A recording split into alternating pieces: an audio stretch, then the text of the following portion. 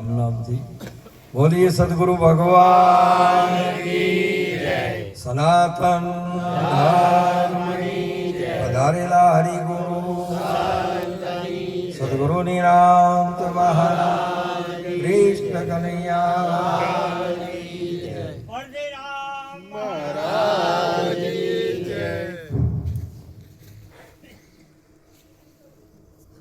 તો ગુરુ ચરણ પદ પંકજ પૂજતો ને 14 લોક પૂજાય, શિવ વિરંચી શારદા જસ ગુરુ તણાય. તો ગુરુ ગંગા ગુરુ ગોમતી ગુરુ કાશી ને કેદાર, સકલ તીર્થ આવી વસે સદગુરુ ચરણ મોજાર. एक शब्द गुरुदेव को ताका अनंत विचार, थक गए पंडित मुनि जनो जन वेदन पायो पार. हे लगता है लंबा गणा पढ़तो आवे नहीं पार, अर्जुन अक्षर एक मो समाई गयो संसार. तो इच्छा टળી इंद्र लोकनी अजपद ने कैलाश, વાસના ટળી વૈકુંઠની જેની બાળ્યો બ્રહ્મ વિલાસ. સિયાવર રામચંદ્ર કી જય, સદગુરુ ભગવાન. આપણે આજના પ્રસંગ લગતું એક પદ બોલીએ, બધા પ્રેમથી બોલજો. બોલો કૃષ્ણ કનૈયા. જીના ઘેરે આ પવિત્ર અને પાવન દિવ્ય પ્રસંગ,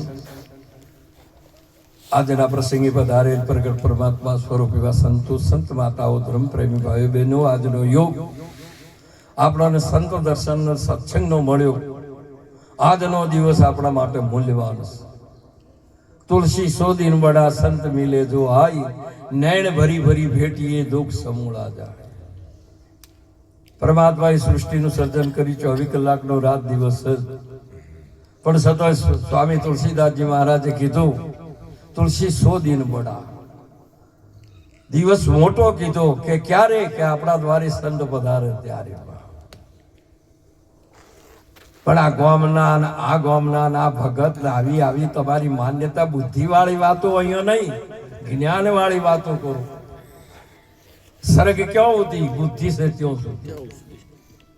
ગુરુનો દેશ મન બુદ્ધિ થી આગળ છે. વાણી શકે ન વર્ણવી સદગુરુનું સ્વરૂપ, મન બુદ્ધિ ત્યાં પહોંચે નહીં ઉપમા રહિત. પિંડ અને ભ્રમણથી સદગુરુનો દેશ જુદો છે. ના સદગુરુના દેશની વાતો થાય. આ રી કોઈ કર્મની ધર્મની હોય, ફળોની નહીં હોય, તો કેવલ ને કેવલ તત્વે પરમાત્માની વાત થાય છે.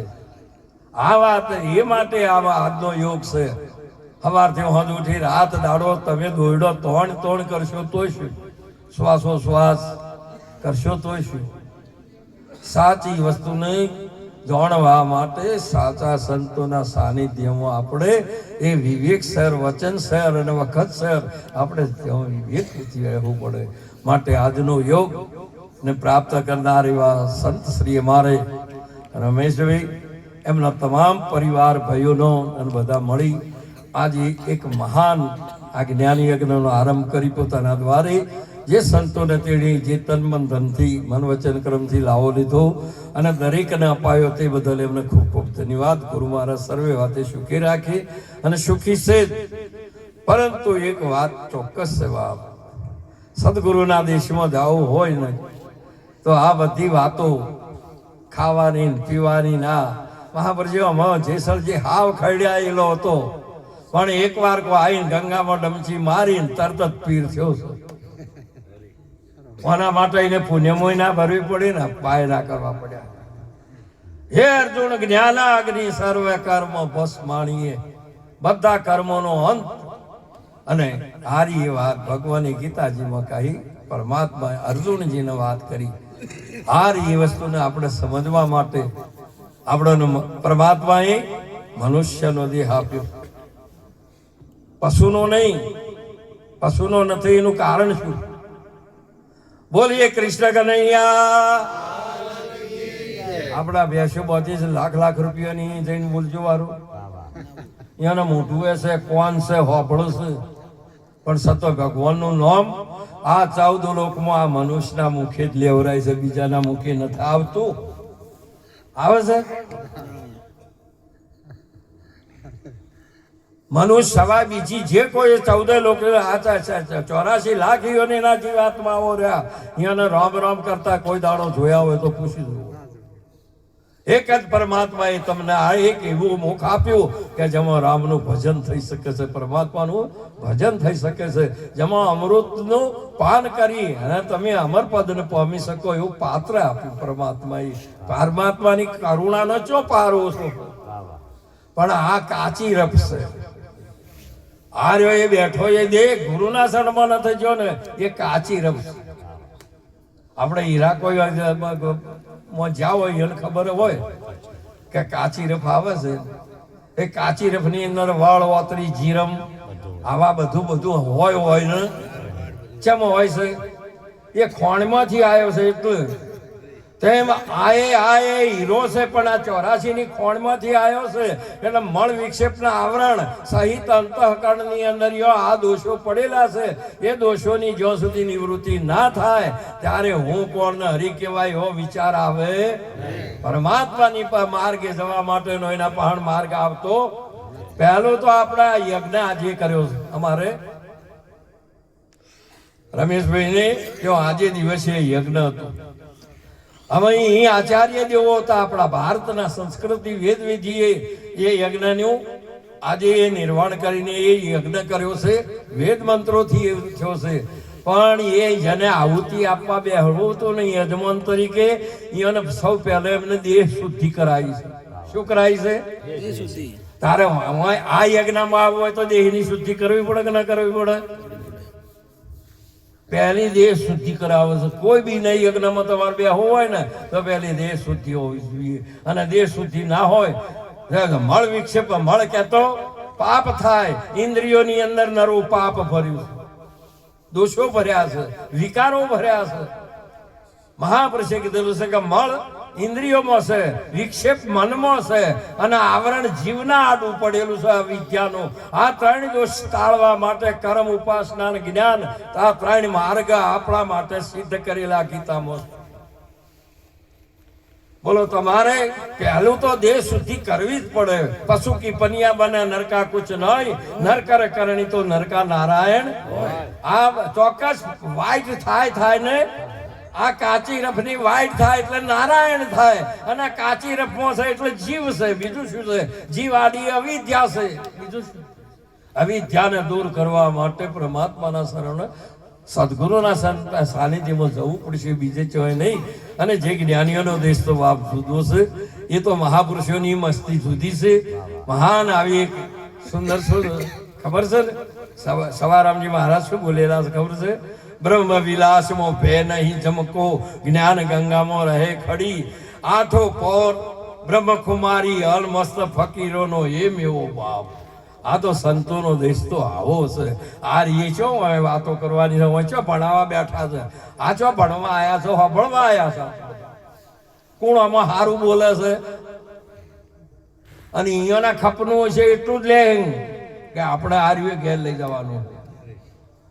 જે કલ્યાણનું છે એ કોઈ નહીં પકડે.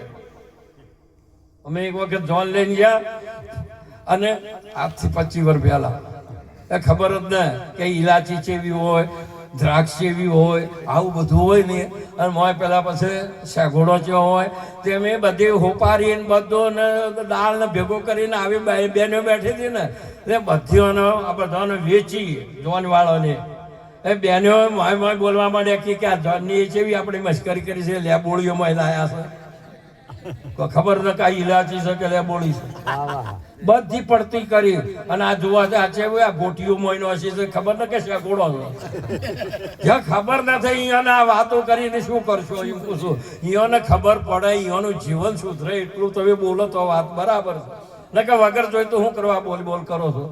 મહાપુરુષે હંસ નવન મોતી નોખશો, શું કરશો? હંસોની સભામાં મોતી નંખાય, એ વાત ચોક્કસ છે ભાઈ, એ વાત ચોક્કસ છે. એ બીજું કોઈ નંખાય? આવી વાત ચોક્કસ. અર્જુન મહારાજ સુંદર બોલ્યા, હે જ્ઞાની ઘર મૂકી ક્યાં જઈએ અમે અમર લોક દેવ છીએ. અમે કોઈ દાડો આયા નથી જાય નથી અમારા વળી આ વડલા કોચો છે. હે જ્ઞાની ઘર મૂકી ક્યાં જઈએ અમે અમર લોક દેવ છીએ. ઓહી પુરુષને કાયા નથી કામાતુર કેમ કહીએ. અન પાણીનો આહાર નથી સાગર જળ કેમ પીએ. હે જ્ઞાની ઘર મૂકી અમે ક્યાં જઈએ. ડુંગર મધ્ય દવ લાગ્યો પંખી કેમ પીએ. અગ્નિ ને ઊંધે ના વળગે મેલ કયો મોતીએ. હે જ્ઞાની ઘર મૂકી ક્યાં જોઈએ. અગ્નિ ને કોઈ દાડો ઊંધે ખાય કે ન ખાય. તેમ જ્ઞાની છે ને એ જ્ઞાની છે એને કીધું કે જ્ઞાન અગ્નિ જો પ્રગટ છે ને એ માયા કોઈ દાડો આ વિષય વિકાર વાળો કે આ વિકારો વાળો કે મહાપુરુષે કીધું અવિદ્યા વાળો જો આવરણ કોઈ આવતું અને નથી આવતું. એના માટે એક જ કીધું છે આવરણ નથી પણ તમે નિંદ્રામાંથી જાગો તો ખબર પડે કે. એટલે ને નરસિંહ મહેતા કીધું જાગીને જોવું તો જગત લ્યો. તો પછી આને કાઢવા માટે હું કોશિશ કરો છો. જાગ્યા જોવ ને તો મનું કોઈ છે અને નહીતર આમ તો ઊંઘમાં તો તમારા બધા જ આ બધું ચાલે છે વિદ્યાની અંદર સાચી વસ્તુ. અહીંયા કોઈ એવું છે ઊંઘમાં બધો હાથ છે. તમે જેમ આ જાગ્રતમાં તમારે બહેનો ભાઈઓ ના જગત આખો દેખાય છે ને એ સપનાની અંદર આ દેહ હુઈ જાય. આ દેહ હાલ જાગ્રત વાસા વસે નેત્રમાં હાલ તમારું ચેતનતાની ભૂમિકા છે ભરકુટીમાં છે. જાગ્રત વાસા વસે નેત્રમાં સપને કંઠાની મોય સસોપતિ હૃદયમાં વસે તુરિયામાં મૂળ અસ્તાના. એ સાધુભાઈ આ વાગે શબ્દ વાળા ડંકા હારી એ મહિમા છે. હવે જાગ્રત વાસો આ સાલ નેત્રમાં છે અને હુઈ જાવ ને એટલે બધી ઇન્દ્રિયો શાંત. પછી મન બુદ્ધિ ચિત્ત ને અહંકાર ચાર અને મહાવ્ર શબ્દ સ્પર્શ રૂપ રસ ને ગંધ આ નવ તત્વનું સૂક્ષ્મ દેહ છે ને એ આ શરીરથી જુદું છે તે મુંબઈ જાય. પૂરા ચેડી જોયું સગળ દાતા. અને સપનાની સૃષ્ટિ આવી ને આવી રહેશે એ વખત સૂર્ય ઉગાડે ભેંસો કરે ને આ બધું આ જે ઈશ્વરી રચિત એ સપનામાં એ જીવ એ પ્રગટ કરે ને. હવે એમાં કદી ધનવાન ને રાજા થઈ ગયો હોય અને આટલો બધો અને ખમા ખમા ખમા ખમા કરતા હોય જેમ રાજા જનક રાજા હતા ને સપનામાં ભિખારી થયા અને કૂતરો કવડ્યો તે પાટો બધો પૈસો જુઓ તે કોઈ ના બધું ભીખ માજી. હવે કોઈ ભંડાર ભરેલો પણ સપનામાં જાગૃત નું સપનામાં કોમ આવતું નથી. અને પછી જયારે કોઈએ આપ્યો પૈસો પાટો બંધાય પછી ભૂખ લાગી એ મા બાપ ખાવા લો આવો એક જ્ઞાની યજ્ઞ તો ઈ ગયા કે બે સોનમાનું હજુ તો અહીંયા આપી રહેણીઓ ને જમ્યા નથી ભગવાન કોઈ સંતોને જમાડ્યા નથી આઈને બેસી ગયા.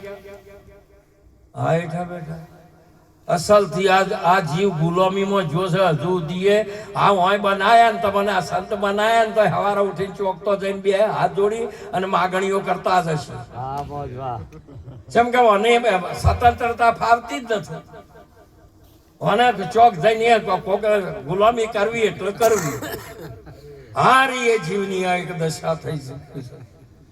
હારે એ પછી મહાપુરુષે કીધું કે સપનાની સૃષ્ટિ સપનાની ભેંસો સપનાનો રાજા સપનાનો રોણીઓ સપનાના કુંવર અને શાસન એવું ચાલતું હતું.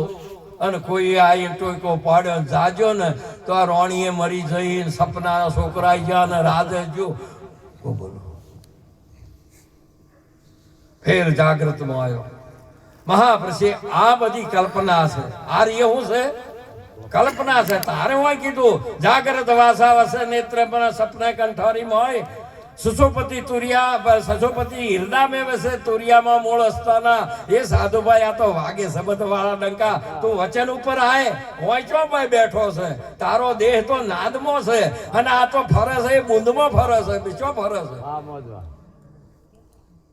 બીજે ચોય ફરતું આવું જેવે. અને આ વસ્તુને પછી કીધું કે જાગ્રત ઈંગળા પિંગળા સૂક્ષ્મણા નાડી